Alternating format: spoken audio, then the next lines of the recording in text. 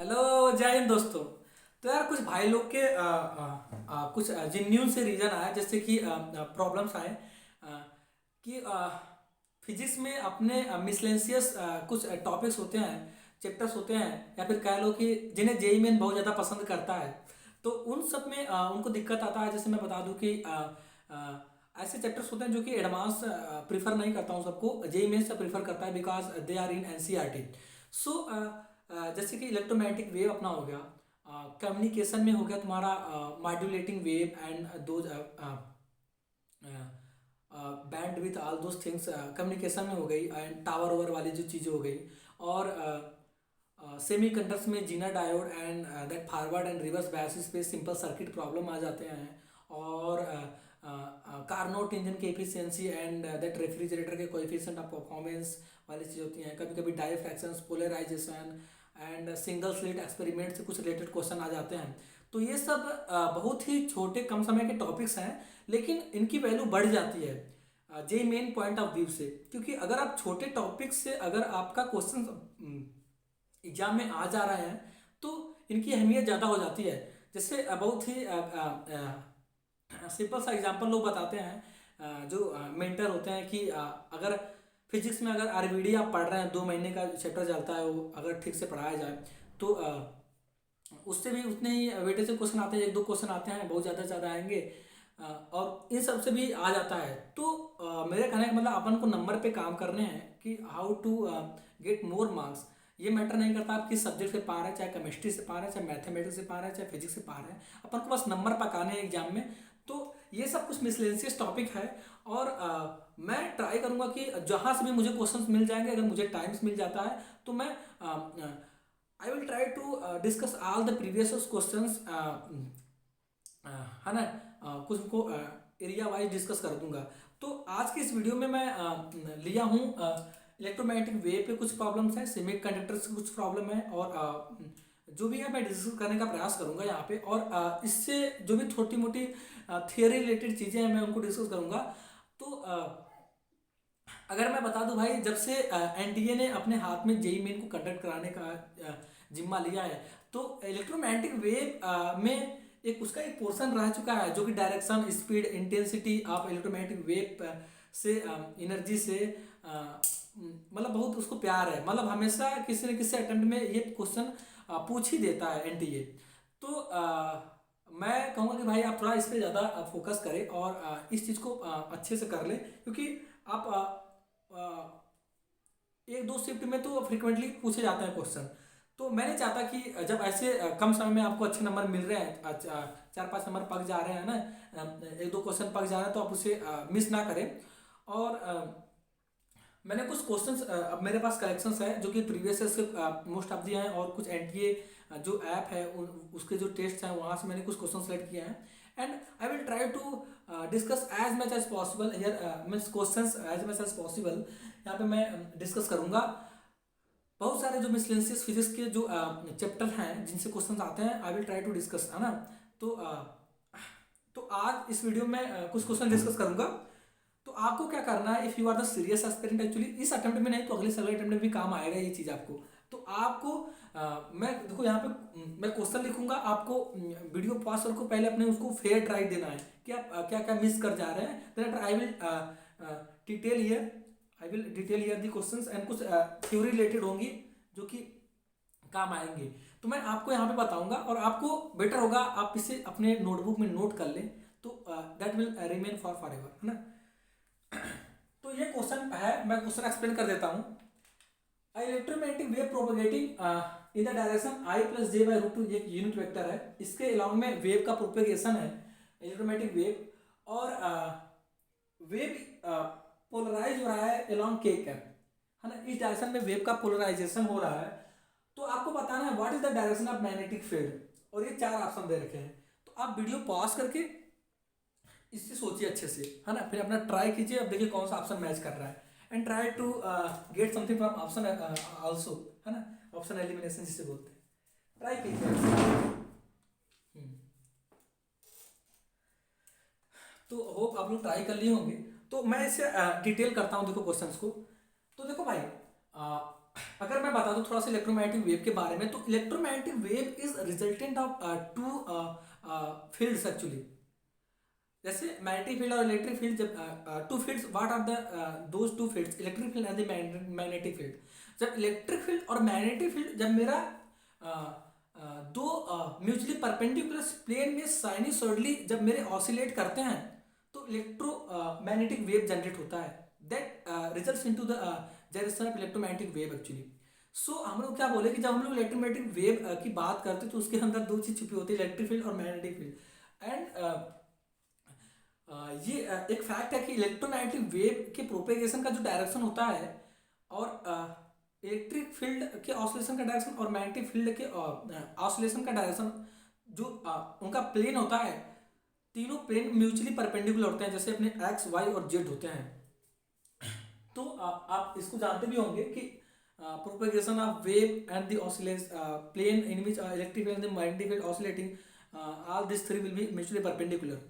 तो यहाँ से आइडिया लगा होगा आप किए होंगे कि देखो यहाँ पे क्या है कि इलेक्ट्रोमैग्नेटिक वेव के प्रोपेगेशन का डायरेक्शन दिया है I plus J by root two, है ना।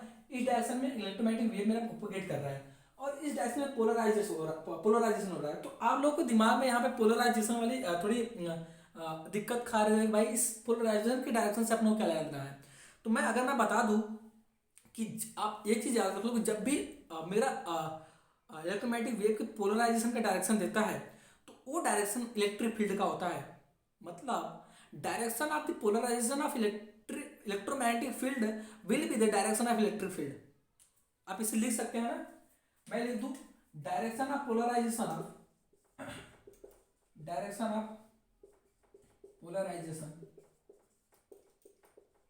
Will be direction of electric field, है ना।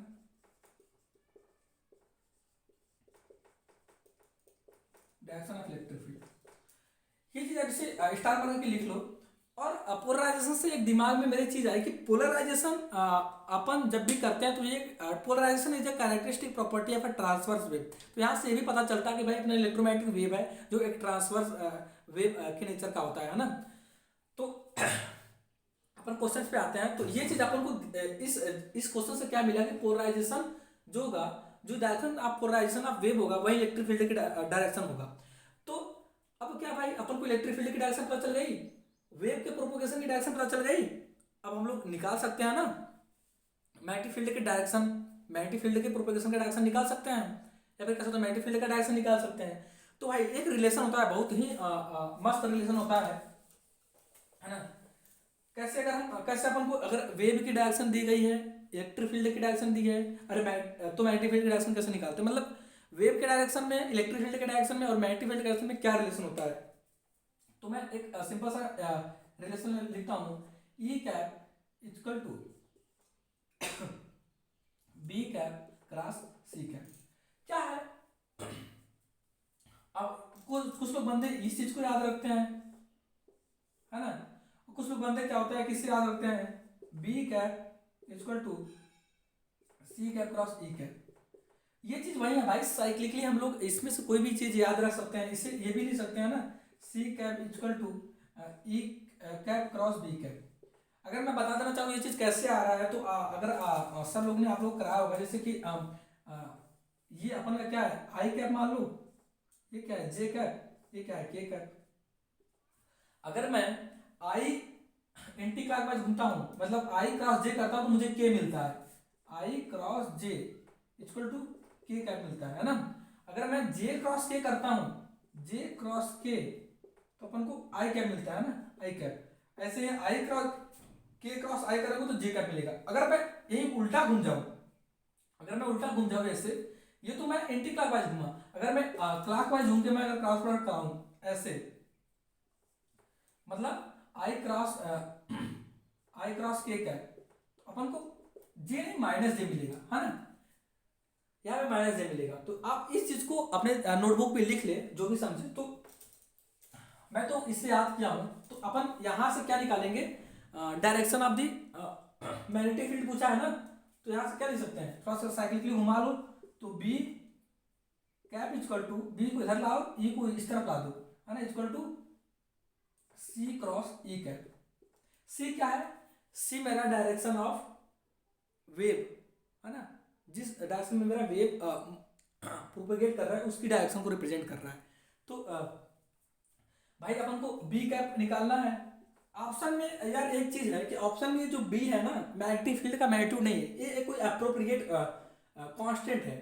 तो अप्रोप्रिएट कांस्टेंट का मतलब क्या है कि इसमें अपन को फोकस नहीं करना, अपन को बस डायरेक्शन से फोकस करना है। तो मैं बताऊंगा, आप पहले बी का डायरेक्शन निकाल ले। तो भाई मैग्नेटिक फील्ड का प्रोपेगेशन का डायरेक्शन क्या होगा, वेव की डायरेक्शन मूव कर रहा है I+J/√2 क्रॉस। इलेक्ट्रिक फील्ड का डायरेक्शन क्या है, के कैप, यहाँ से के कैप कर देंगे। तो ये क्या आ जाएगा अपन का, इसको सॉल्व करो तो B cap equal to I×K cap plus J×K कैप/√2।